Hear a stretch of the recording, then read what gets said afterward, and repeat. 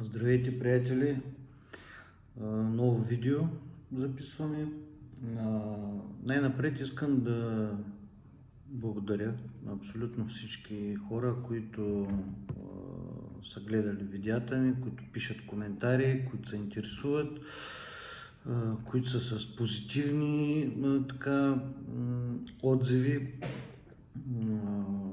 Естествено, те не са всички, но голямата част, огромното мнозинство от това, което чета, е позитивно и това ме радва. Защото негативното отношение към каквото и да е, то е деградивно, по принцип, за мен. Аз така го разбирам. Много благодаря за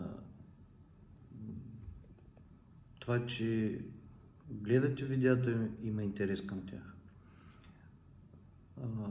До сега не съм призовавал хора, които да се абонират за канала, но принципно, ако който гледа това нещо и му харесва, нека да се абонира, да коментира, без значение негативно или позитивно. Аз се старая на абсолютно всички да отговарям, дори на негативните. Аз не отговарям и не обръщам внимание на откровенно глупавите въпроси, просташките и тези, които са оскърбителни.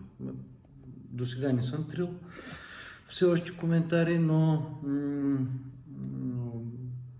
ако има такива, аз ще ги стрия. Отново призовавам, който му интересно и гледа, и тъй като аз не говоря бързо, не смятам да се побирам в 10 минути да изприказвам всичко, което искам да кажа, да се направи скоростта на 1,5 или на 1,2 и да се гледа спокойно. Днес съм избрал една такава тема, която е популярна в българското имигрантство,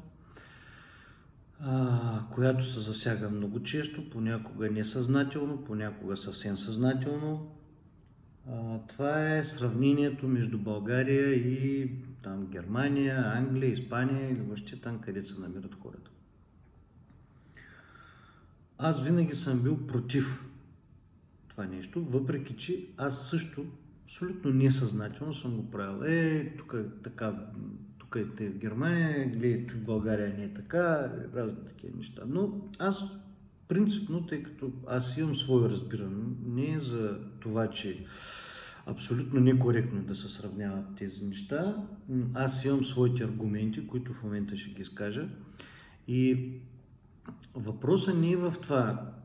Естествено, че за човек това е нормално да сравни от собствената си гледна точка това, което вижда на едно място, това, което вижда на друго място.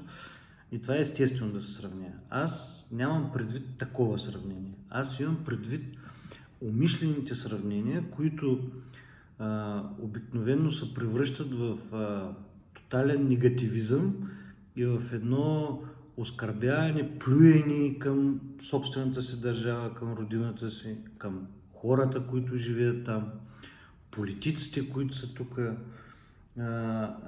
Едва ли не, че всички останали са адски умни, някакви извънземни, само, видите ли, българите са някакви тъпи, прости, не могат даже и да направят. Спокойно. Сега, пак се повторя, че аз винаги съм призовавал да не се правят такива сравнения, защото положението на България и положението на западните държави е съвсем различно. Всеки е дошъл до този момент в развитието си по различен път и по различен начин. И затова днешното състояние на Западна Европа и на България са различни, защото те са вървяли по различен път. Малко хора искат да мислят въобще по този въпрос. За нас, много често за съвременния човек, особено за по-младите, за нас е характерно да сравним всичко по картинка. Тук е там, тук е те, тук значи е много лошо. Но затова, за да е лошо в България, за да не е направено така, както трябва, има нейните си причини. И причините са много важни. И ние, докато не установим причините за това защо така се случва и продължава така да се случва, ние никога не можем да намерим решение за справянето с тази ситуация. И това по-често е характерно естествено за имигрантството, за хората, които са излезли навънка да работят, те живеят в една друга среда, нали, години наред. И когато поради някаква причина се приберат в България, отпуск или нещо, и започват да сравняват, и започват не само да сравняват, а буквално да плюят държавата, от която са излезли. И това е много дразнещо. Това е много дразнещо и много жалко, защото именно за това, че човек не си дава сметка защо в България е така, а защо на Запад е по друг начин. И аз тук в това видео искам аргументирано да направя една кратка ретроспекция на това как България е извървяла пътя си и това как Западна Европа е извървяла пътя си, и да се разбере, че такива сравнения са по-често вредни за нас, за българите, са по-вредни, а те не са полезни с нищо. Защото не са полезни от тази гледна точка, че дори хората, които живеят на Запад и спазват определени правила, спазват определени норми на поведение, прибирайки се в България, те не го прилагат това в България, за голямо съжаление. Значи, те са си останали, каквито и да искат да се направят в очите на околните и каквито и ние митови легенди да разказват за себе си, за тяхното събитие, те са си останали абсолютно същите диваци на това ниво, в което обвиняват българите, които живеят в България. Те не са променили по никакъв начин. Те играят роля. Една роля, когато са си там, където живеят и работят, и идват и показват какви са те в действителност, когато си идват в България. Не спазват правилата за движение по пътища, карат се, свирят, въобще паркират където пожелаят, хвърлят си мизериите където искат. Това е все неща, които там, където живеят и работят, не го правят. Нека да тръгнем от там, че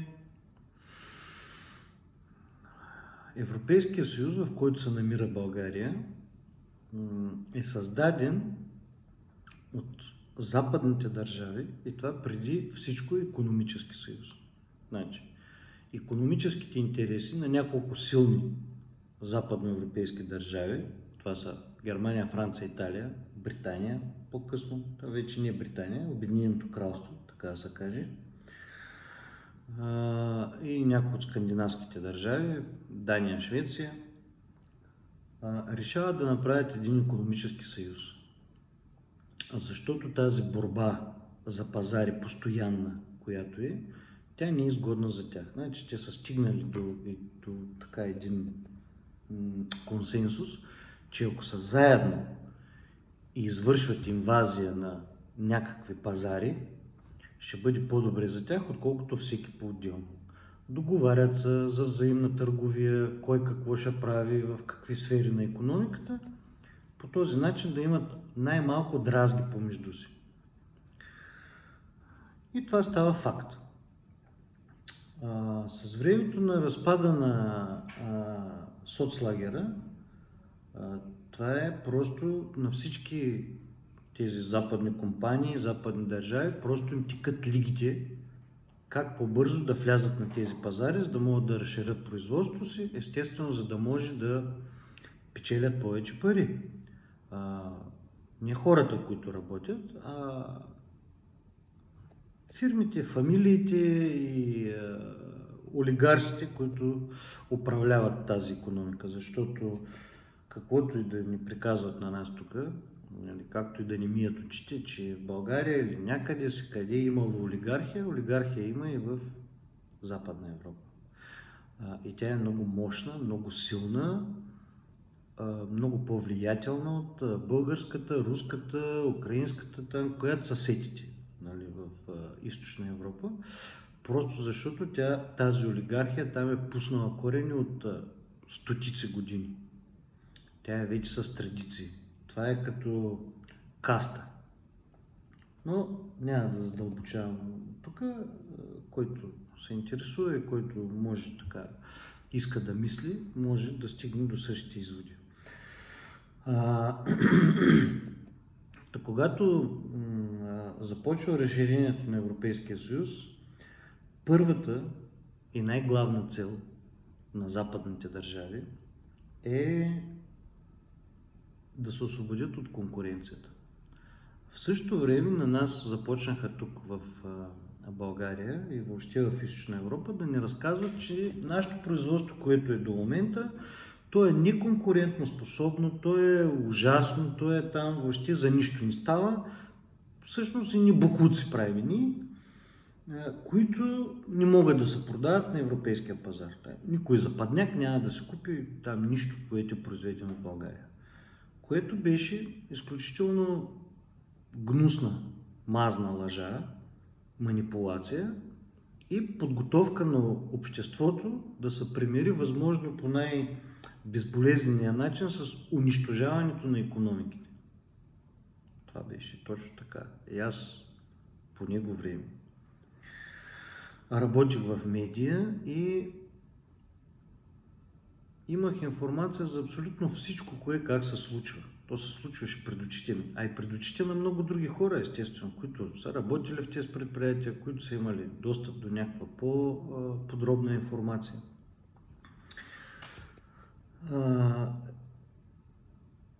И тези, които ние разказвахме, че сега ще дойдат едни инвеститори и тук ще правят едни фабрики, един бизнес ще има и хората ще получават по едни 1000 евро заплати и разни такива неща.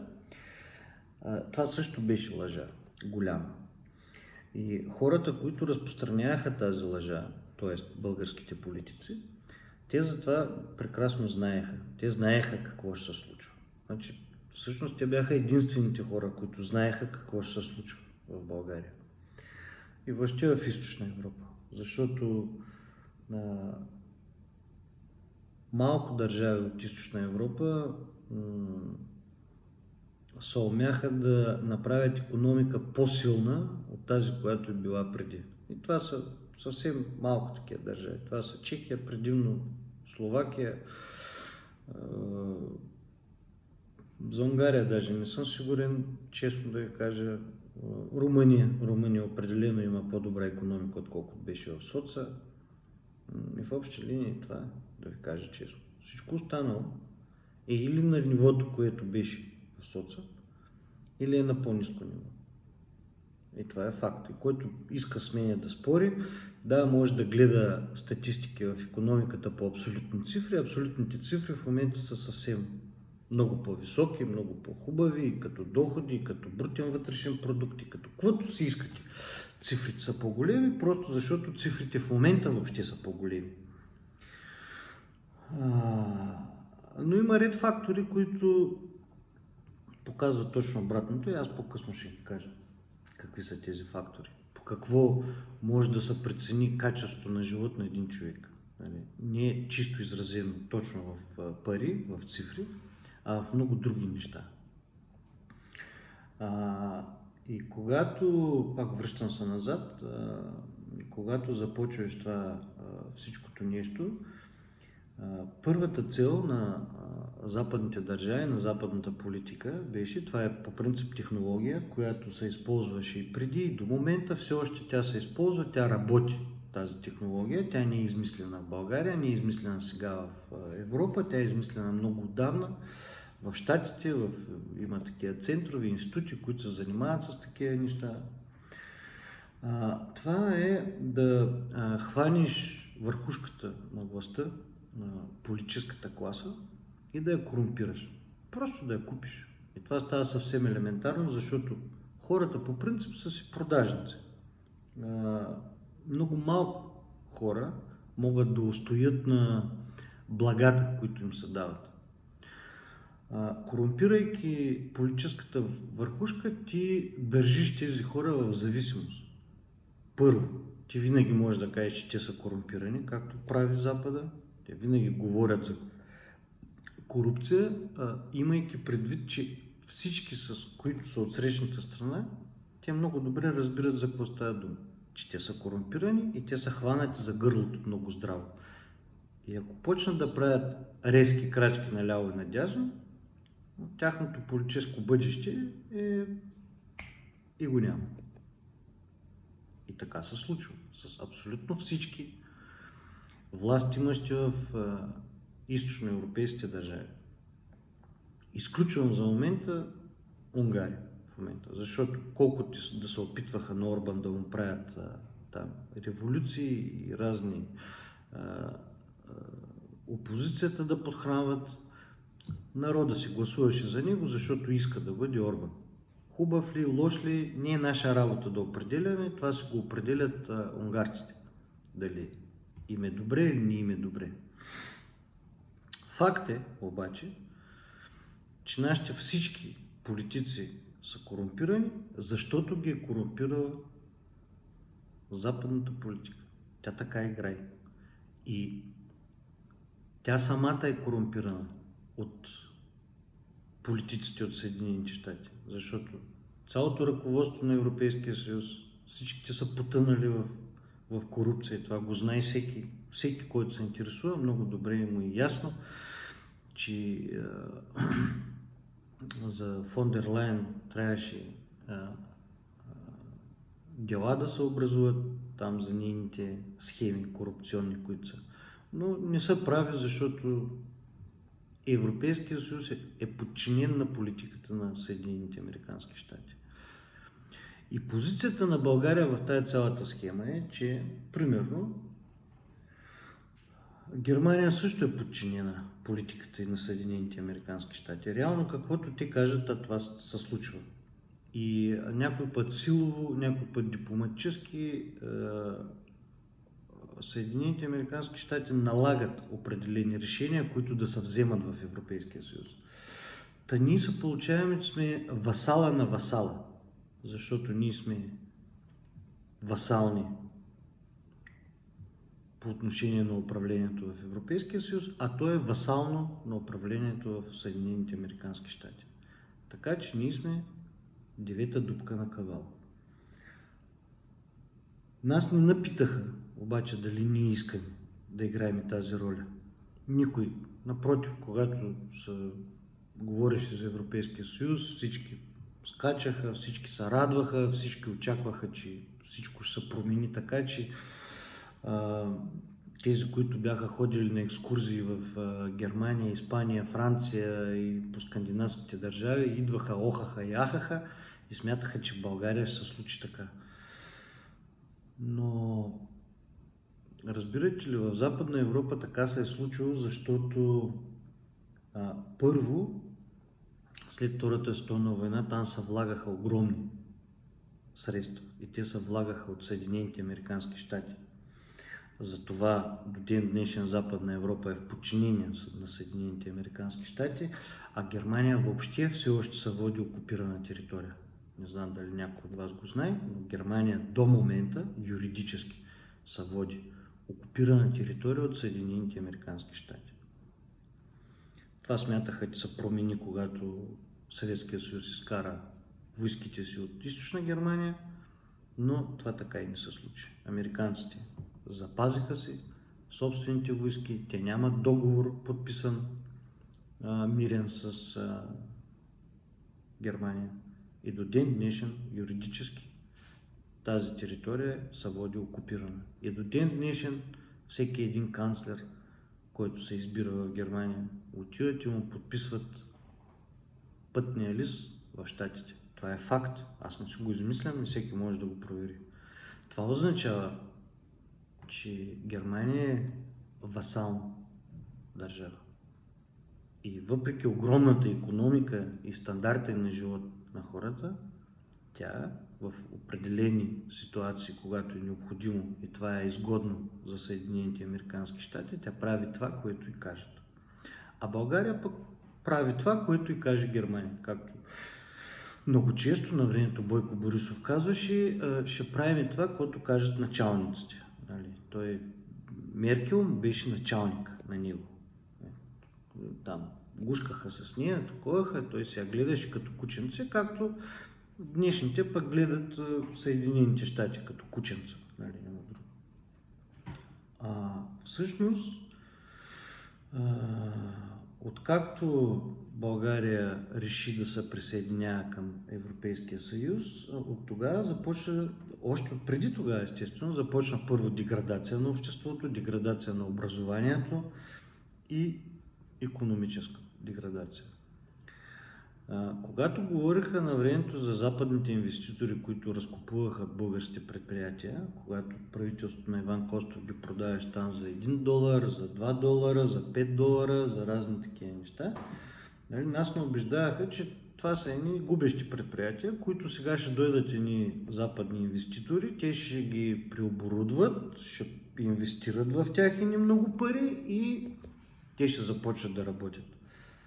Нищо това естествено не се случваше. Западните инвеститори идваха, ограбваха складовете на тези предприятия, което можеше от машини оборудване да се изнесе, се изнасяше и те фалираха в рамките на от 3 до 5 години.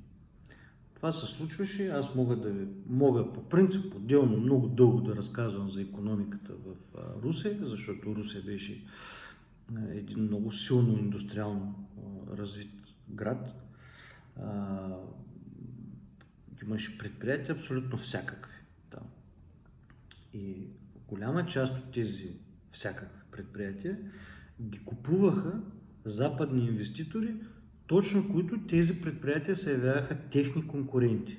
Те идваха, разпердушинваха ги просто, разпродаваха всичко и ги затваряха. И по този начин и така работиха западните големи компании в цяла Източна Европа, не само в България. В цяла Източна Европа така работиха. Всичките си преки конкуренти, които евентуално щяха да се появят на европейския пазар, те ги унищожиха. Някъде направиха собствени филиали, някъде направиха собствени компании в различни държави, но това не е икономика на местната държава. Ако Volkswagen направи завод в България, това не е икономика на България. Това е икономиката на Германия. Искам тук хората много ясно да си дадат сметка. Икономика на България би станало, ако този завод е български, ако марката е българска, ако технологиите останат български, тогава би било това българска икономика. А иначе това е западна икономика. Парите, всичките, които се изкарват, се изнасят там. И до ден днешен, един от най-големите инвеститори в България, да знаете кои са, те са в топ 5 инвеститори, така наречени. Това са Lidl и Kaufland. Lidl и Kaufland по принцип са на един собственик. Това е една компания, която е разделена, която уж, нали, конкуренция, голяма конкуренция има. Това е топ инвеститора до ден днешен в България. Вие просто не можете да си представите какво количество пари се изнася от България към Германия. Това е инвеститор. Всъщност, в какво инвестират тези инвеститори? Че са направили едно хали, 90% от продукцията вътре е българска, от български производители. Това не е инвестиция, това нищо не е. Но никой не допусна в България да се направят български големи хипермаркети, които да се оставят парите тук в България. Не, всичко се изнася навън.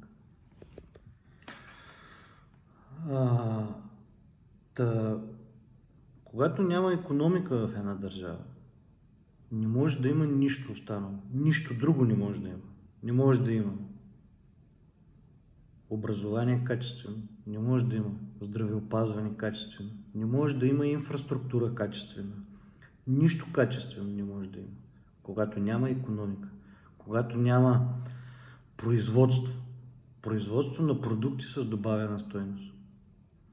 И в момента в България всъщност това, което тя търгува с Европейския съюз, това е суровини в голямата си част.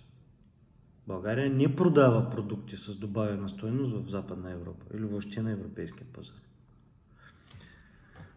На времето, когато Меглена Кунева подписваше договора за присъединяване на България към Европейския съюз, когато отваряха, затваряха там едни глави, едно друго, всъщност в тези глави бяха описани абсолютно всички квоти на България, които тя ще получава, какво може да произвежда, какво може да търгува, защото влизайки в Европейския съюз, ние се ограничаваме с пазара на Европейския съюз. Ние почти не можем да търгуваме с други. На нас производството ни се свива до толкова, доколкото ние можем да реализираме нашите продукти на европейския пазар. А разбирате ли, че той е разпределен много отдавна, много преди България да влезе в този пазар. Той е до такава степен преразпределен, там няма място дори за една стотинка къде да пуснеш. Селското стопанство в България се разби, защото на Европейския съюз не му е необходимо селско стопанство, защото Италия, Франция, Германия, Испания, Португалия, те си имат собствено стопанство и те имат свръхпроизводство, което държавите го компенсират, там дотациите са огромни и никой не му трябва селско стопанство от България, от Румъния, от Унгария. Това са си държави, които бяха с много силно развито селско стопанство. Затова в България няма в момента селско стопанство. Има пазар за рапица и за жито. И това се гледа. Царевица в България като количество огромно е много малък дела, слънчоглед и това е. Традиционните продукти в България, в които беше насочено селското стопанство, те се внасят. И това не е защото хората не искат да ги произвеждат, а защото няма къде да ги реализират. А най-важното нещо, когато нещо се произведе, след това да може да се продаде, да има труда ти, да може да бъде платен. В почти химическата ни индустрия е разбита също. България произвеждаше почти 100% от нуждите си на битова химия. Всичко в България се произвеждаше. В момента нищо не се произвежда. И много, всеки един сектор, който вземете от българската икономика, ние го сполетя абсолютно едно и също. Ние подписахме този договор, знаейки, съзнавайки, че ни убиваме българското производство. Затова не може да се водят никакви сравнения между България, Германия, Франция, Англия и там разни някакви други държави. Ние сме в различно положение на всичко. Нашите политици, за да държат този момент до момента, за да го държат това положение, те са зависими, корумпирани и все такива ще бъдат, защото те от университетите се дърпат определени. Има си такива програми, цели, примерно Йейл, това е един такъв, може да се каже, университета на ЦРУ в Щатите. Те се дърпат млади студенти, обучават се там, те се обучават по специални програми. Тези хора като бъдещи лидери връщат се обратно в държавите, почват неправителствени организации, американски, да влагат в тях, да ги популяризират, да ги налагат на обществото. И те такива хора после стават лидери на нациите, но те са подчинени. И то отдавна, още докато са били младежи. Това са технологии, които те са добре известни, те не са тайна, но малко хора искат да си дадат сметка за това нещо, че демокрация и разни такива неща, това са все хубави приказки. Действителността няма нищо общо с това нещо. Винаги съм питал тук, когато съм имал спорове с така определени хора, когато ми казват, ма ти не си за демокрация, ти не си за Европейския съюз, ти си там някакъв там на Русия, на това, на това. И аз му казвам, добре, кажете ми какви са тези европейски ценности, дето ние много ги защитаваме, те са толкова ценни, че ние просто сме готови да умрем, да се убием и държавата за тях. Кажете ми какви са. Нека някой да ми напише какви са тези европейски ценности. Аргументирано. Права на човека. Аз не виждам някой да има някакви права. Какви права имаш? На кое право? Да излезеш от държавата си, да отидеш да работиш за друга държава, защото твоята държава няма икономика къде ти да работиш, за което са отговорни западните държави. Много западни държави си решаваха така проблемите и с демографията, и с икономиката, да запълнят работни места. Колкото повече се влошава ситуацията в Източна Европа, толкова повече хора от Източна Европа отиват да работят в Западна Европа. И тъй като масово в Европа населението е застаряващо, умиращо, там са много пенсионери, ниска раждаемост има, и те по такъв начин се решаваха и демографските проблеми. Затова и госпожа Меркел извика нейните гости 15-та година. Каза: велкоме, ние ще се справим, ние въчакаме, ние сме тук и с отворени обятия. Една от целите беше да се решат демографските проблеми. Историята ще покаже били ли са прави или не са били прави. Но аз до ден днешен, искам съвсем честно, откровено да я кажа, до ден днешен аз не вярвах и не вярвам, че политиците в Германия до такава степен ще деградират, че ще самоубият държавата си. Аз това не съм го вярвал никога. Но това е факт. Политиците в Германия деградираха до такава степен, че те самоубиха собствената си държава. Аз това го виждах в България, което се случва. И мислех, че това ще се ограничи само с България. Но не. Това не се ограничава само с България, само с Румъния или там с други държави. И в Украина това в момента се случва. Защото Украина сама уби държавата си. Това сега се случва и с западните държави. Те се самоубиват в момента. Там показателите не от година на година стават все по-зле и по-зле, а от полугодие на полугодие стават по-зле и по-зле показателите. И това е съвсем сериозно. Не знам защо все още има много хора, които смятат, че Европейския съюз, въобще Западна Европа и Германия в частност, много иска България да е силно икономическа държава. Аз наистина се чудя защо тези хора не могат да се отворят очите. Че нито на Германия, нито на която и да е западноевропейска държава, България трябва да е икономически силна. Да е независима икономически държава. Няма такава държава. Самата Германия, в Германия няма такова желание. Защото след обединението на Германия, всички, голяма част, не всички, но голяма част от западноевропейските компании изкупиха всички предприятия, които бяха в Източна Германия и ги потрошиха и ги затвориха. Те в собствената си държава това направиха. Те не приемат Източна Германия като равна на себе си. Самите немци. А защо тогава трябва да приемат България равна на себе си? Задайте си този въпрос и отговорите на него.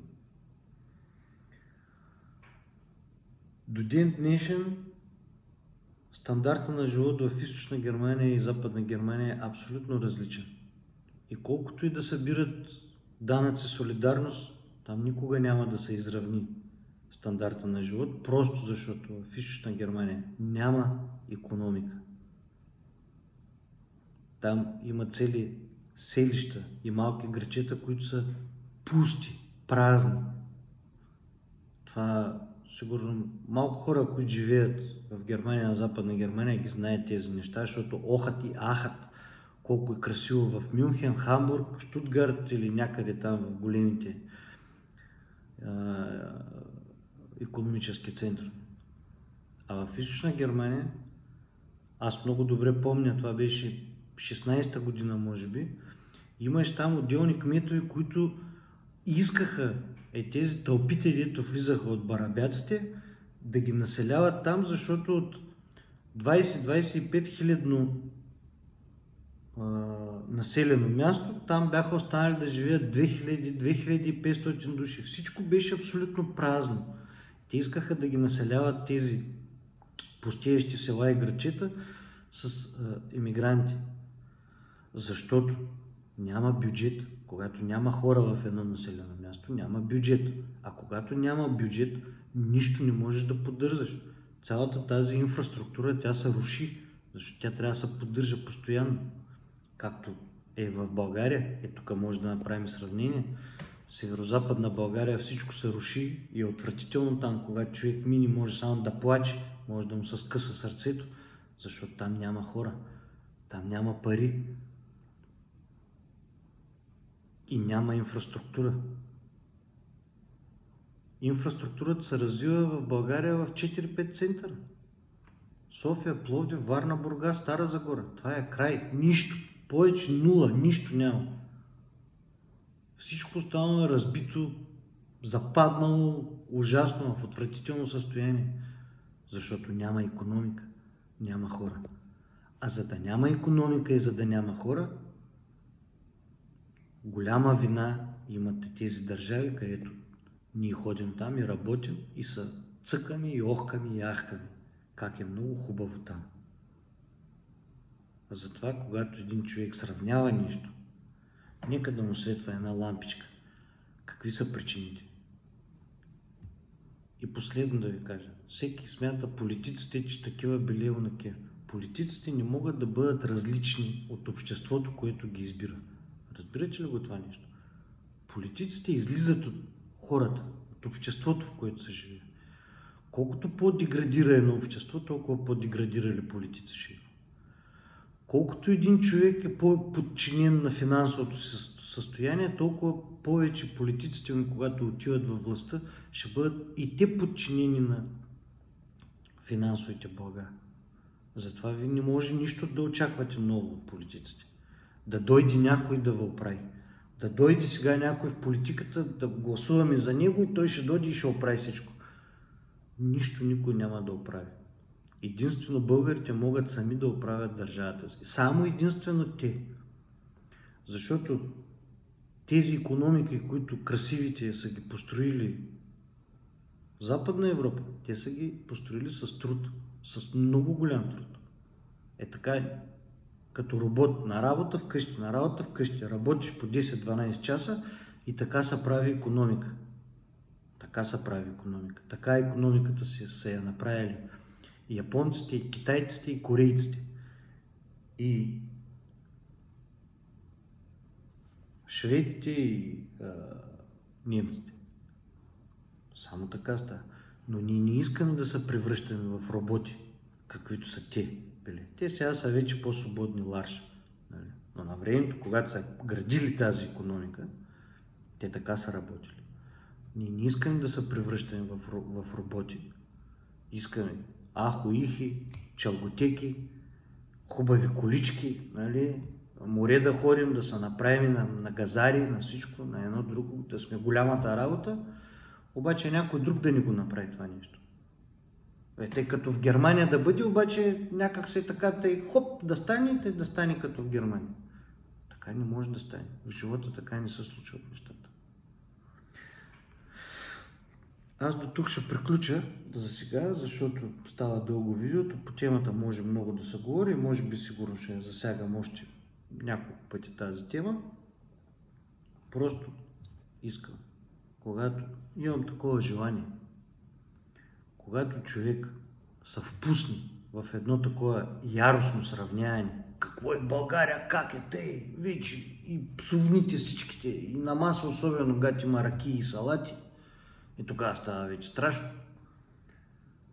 Да помислят, защо в България е така, а в другите западните държави не е така.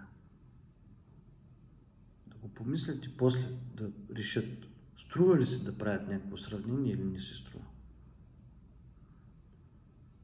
Това е за сега. Желая ви здраве. Всичко останало човек може да се направи сам. До нови срещи!